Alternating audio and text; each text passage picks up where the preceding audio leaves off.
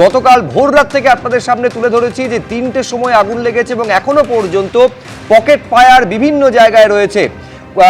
7 জনের দেহ উদ্ধার হয়েছে, 20 জনের বেশি এখনো পর্যন্ত নিখোঁজ বলে আশঙ্কা করা হচ্ছে। আমি সরাসরি ঘটনাস্থলে চলে যাব। দুই প্রতিনিধি আমাদের সঙ্গে রয়েছেন, সন্দীপ সরকার এবং ঝিলম করঞ্জাই।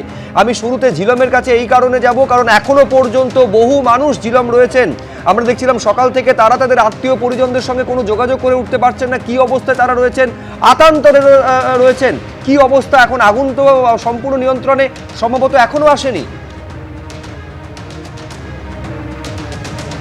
একদমই সম্পূর্ণ নিয়ন্ত্রণে আগুন আসেনি। আমার সহকর্মী প্রবীরকে দেখাতে বলবো, আমার পেছনের যে দৃশ্যটা, এই জায়গাতেই যে ডেকোরেটরের যে গুদাম সেটা ছিল, সেইটা একদম ভস্মীভূত হয়ে গিয়েছে এবং সেখানে পে লোডার দিয়ে, ব্যাক ও পে লোডার দিয়ে সেগুলোকে পরিষ্কার করার চেষ্টা হচ্ছে। আর অন্যদিকে এইখানে যে মোমোর যে কাঁচামালের যে ফ্যাক্টরি ছিল সেখানে এখনও পকেট ফায়ার রয়েছে।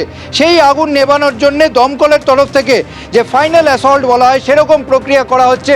তারা দফায় দফায় জল দিচ্ছেন, এখানে ওয়াটার জেট দিচ্ছেন এই আগুনগুলোকে নিয়ন্ত্রণ করার জন্য, একদম পুরোপুরি নিয়ন্ত্রণ যাতে করা যায়। তবে এই যেন একটা অসম লড়াই চলছে। দমকলের তরফ থেকে বারবার চেষ্টা করা হচ্ছে, কিন্তু দাহ্য পদার্থ এমন পরিমাণে রয়েছে, এই মোমো ফ্যাক্টরির যে র মেটেরিয়াল কাঁচামাল, তার মধ্যে দাহ্য পদার্থ প্রচুর রয়েছে, ফলে সেই আগুন পুরোপুরি নিয়ন্ত্রণ হচ্ছে না। এখন দেখতে পাচ্ছ যে আগুন আমার সহকর্মী প্রবীর দেখাচ্ছে, সেই পকেট ফায়ার মোমো ফ্যাক্টরির মধ্যে, সেখানে এই আগুন নেভানোর জন্যে দমকলের কর্মীরা আবার নতুন করে ওয়াটার জেট ইঞ্জিন করার চেষ্টা করছেন।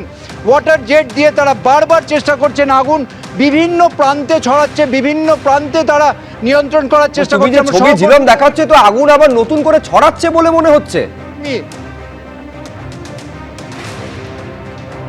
একদমই আগুন ছড়াচ্ছে, আবার নিয়ন্ত্রণ হচ্ছে, আবার ছড়াচ্ছে। তার কারণ এই যে ফ্যাক্টরি, যে জায়গাটায় আমার সহকর্মী দাঁড়িয়ে রয়েছে, আমরা দাঁড়িয়ে রয়েছি, সেইটা হচ্ছে মোমো ফ্যাক্টরির কাঁচামালের সামগ্রীর গুদাম ছিল। সেখানে কাঁচামালের মধ্যে বহু জিনিস ছিল যেগুলো দাহ্য পদার্থ, অতি দাহ্য পদার্থ, এবং তার উপরে জল পড়লেই সেই জলে সেই আগুনটা আবার ছড়িয়ে পড়ার একটা সম্ভাবনা থাকছে। পুরোপুরি নির্বাপিত মনে করে তারা যখন সরে যাচ্ছে, তার মধ্যে ধিকে ধিকে আগুন থেকে ফের জ্বলে উঠছে। আবার নতুন করে চেষ্টা করা হচ্ছে এবং সেই যে চেষ্টা, সেই চেষ্টা যেন গত প্রায় 18 ঘন্টা ধরে চলতে, 18 ঘন্টা হতে চলেছে সেই লড়াই চলছে। এবং একই সঙ্গে যে 7 জনের যে দেহ উদ্ধার হয়েছে, তাছাড়া 20 জনের মতো নিখোঁজ বলে পরিবার পরিজনরা তারা এখানে অভিযোগ দায়ের করেছেন এবং তারাও অধীর আগ্রহে অপেক্ষা করছে। বেশ, তুমি আমাদের সঙ্গে থাকো। আমাদের আরেক প্রতিনিধি সন্দীপ সরকারের কাছে যাব। এক তো হচ্ছে সন্দীপ, অন্ধকার নেমে এসেছে, ফলে যতটা তৎপরতা দিনের আলো থাকার সময় করা সম্ভব ছিল দমকলের পক্ষে, সেই তৎপরতা সঙ্গত কারণেই সম্ভব নয়। তাহলে এক তো হচ্ছে আগুন নেভানোর কাজ, উদ্ধার কাজটা তাহলে চলছে কিভাবে? দেখো, পুরো ধ্বংসস্তূপের চেহারা নিয়েছে গোটা জায়গাটা। আমি যে জায়গা দিয়ে যাচ্ছি, আমার ঠিক এই বাঁ দিকের অংশ যেটা দেখতে পাচ্ছ, এটা হচ্ছে সেই মোমো সংস্থার যাদের ফুড চেন রয়েছে দেশের বিভিন্ন প্রান্তে, তাদের গুদামঘর। আর ঠিক আমার ডান দিকের যে জায়গাটা রয়েছে, এই ডান দিকের জায়গাটা হচ্ছে দুটি ডেকোরেটার্স সংস্থার, তাদের কর্মচারীরা এখানে থাকেন। এখানে তাদের একদিকে ওয়ার্কশপ বলতে পারো, একদিকে তাদের গুদাম বলতে পারো, কর্মচারীরা এখানে থাকেন, এটা তাদের অফিস বলতে পারো। দুটি ডেকোরেটর সংস্থা যারা মূলত নানান অনুষ্ঠানের সেট তৈরি করেন, সিনেমা সিরিয়ালের সেট তৈরি করেন, এরকম উপকরণও রয়েছে। সবথেকে বেশি ক্ষতি হয়েছে এই দুটি ডেকোরেটর সংস্থার যে গুদাম রয়েছে, সেই গুদাম তুমি দেখে বুঝতে পারবে যে কি ভয়াবহ চেহারা এই মুহূর্তে রয়েছে এই গোটা জায়গাটা।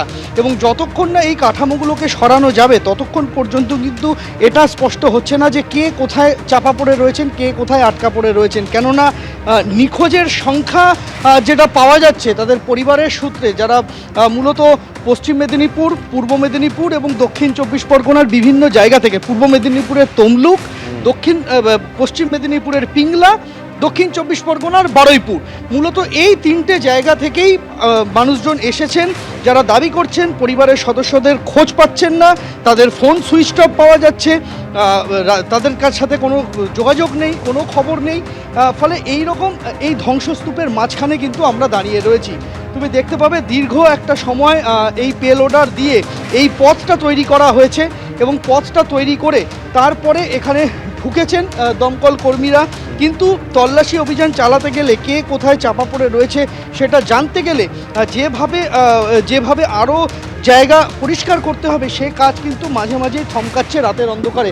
আমার সঙ্গে রয়েছেন তরুণ বিশ্বাস, আমার ক্যামেরা প্রতিনিধি, তাকে দেখাতে বলবো এই যে পেলোডারটি এতটা পথ এসে এই জায়গাটাকে ক্লিয়ার করেছে, তার দিক থেকে আমরা যদি আরও ভেতর দিকে যাই সেখানেও কিন্তু এই যে ডেকোরেটর সংস্থা, সেই ডেকোরেটর সংস্থারই গুদামের অংশ।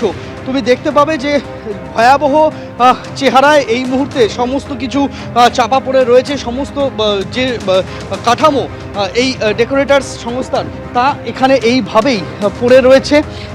যে এখনো পর্যন্ত পুলিশ সূত্রে যেটা আমরা জানতে পারছি যে মনে করা হচ্ছে যে 8টি দেহাংশ উদ্ধার হয়েছে। দেহাংশ বলতে হবে, তার কারণ হচ্ছে যে সেগুলি আর মানে সেই মৃতদেহগুলিকে আর দেখে চিনবার উপায় নেই, ফলে সেটাকে তারা দেহাংশই বলছেন। এবং এখানে যে অংশ দিয়ে তারা প্রবেশ করে এই দেহাংশগুলি পেয়েছেন তার বাইরেও একটা বৃহৎ জায়গা রয়েছে, যে জায়গায় এখনো পর্যন্ত তারা পৌঁছাতে পারেননি, সেই জায়গায় পৌঁছানোর তারা চেষ্টা চালিয়ে যাচ্ছেন। আমরা দেখতে পাচ্ছি যে ডেকোরেটার্স সংস্থার যে অফিস রয়েছে তার ঠিক পাশেই এখানে 3 তলা একটি বাড়ি রয়েছে। এই বাড়িটা মূলত ওয়ার্কশপ হিসেবে এবং অফিস ঘর হিসেবে ব্যবহার করা হতো। এই বাড়িটা গোটাটা তল্লাশি করে এসেছেন দমকল কর্মীরা। এই বাড়ির মধ্যে থেকে কাউকে পাওয়া যায়নি, রইল পড়ে বাকি এই যে সুবিশাল কাঠামো, যেখানে মোটামুটিভাবে রাতের বেলা খাওয়া দাওয়া সেরে শোয়ার জায়গা রয়েছে, যেখানে তারা শুতেন। কর্মচারীরা রাতের বেলা যারা থাকতেন তারা কোথায় চাপা পড়ে রয়েছেন, আদৌ কেউ রয়েছেন কি না, এই বিষয়টা কিন্তু এখনো পর্যন্ত স্পষ্ট নয়। বিশাল বড় এলাকা জুড়ে এইভাবেই ধ্বংসস্তূপ তৈরি হয়ে রয়েছে। কতক্ষণে এই ধ্বংসস্তূপ সরানো হবে সেটা এখনো অবধি স্পষ্ট নয়। ধ্বংসস্তূপ না সরানো গেলে কে কোথায় চাপা পড়ে আছেন তা কিন্তু বোঝা রীতিমতো দুঃসাধ্য, এবং সেই কাজই এখানে পেলোডার দিয়ে দফায় দফায় করা হচ্ছে। একটা পথ দিয়ে আমরা এসে পৌঁছেছি এই জায়গায়, আরেকটি পথ রয়েছে, সেখান থেকেও কিন্তু নানান জায়গা থেকে দেহাংশগুলিকে উদ্ধার করা হয়েছে। এখানে আমরা দেখতে পাচ্ছি যে এখানে কর্মচারীদের এখানে যারা ডেকোরেটর সংস্থায় কাজ করতেন তারা যে গাড়িগুলি নিয়ে তারা এসেছিলেন সেই সমস্ত গাড়ি পড়ে রয়েছে, পুড়ে গিয়েছে, সেই সমস্ত পুড়ে খাক হয়ে গিয়েছে। একটা বড় এলাকা জুড়ে আগুন যে একেবারে বাধাহীনভাবে ছড়িয়ে পড়েছে একটা বড় জায়গা জুড়ে, তা কিন্তু মোটামুটিভাবে এই ছবিটা দেখলেই স্পষ্ট হচ্ছে। শুভ্রজিৎ। সন্দীপ, ধন্যবাদ। এবিপি আনন্দ, এগিয়ে থাকে, এগিয়ে রাখে।